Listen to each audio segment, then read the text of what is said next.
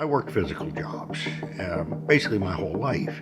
Probably about 10 years ago, my back started bothering me, and I did therapy, but I was just getting progressively worse and worse and worse. I had tried other places. I tried acupuncture. I tried everything. I was trying to avoid surgery.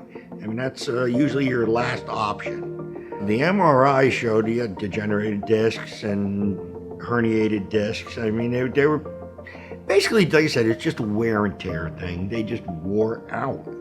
My wife came home one day from work and said she knew this guy at work. He recommended coming here. He said he had basically the same surgery as I ended up having, and he's up and running. He was fine after it.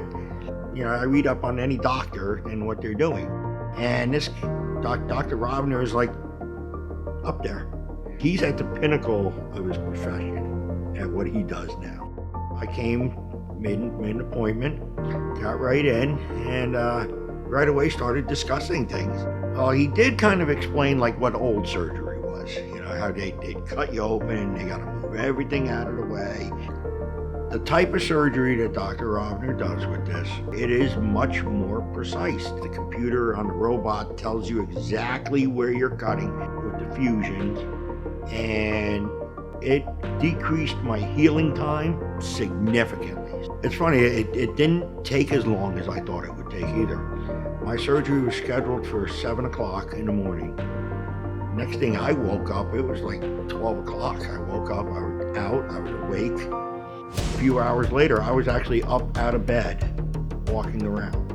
They wanted me to get right up out of the bed, and it was basically walk around, see if you could walk around the nurse's office. And I did it. I was up. It's like, wow, this is great. This is not normal. This is not normal surgery that happened here. Within the following Tuesday, 8 days after the surgery, I got in the car and drove.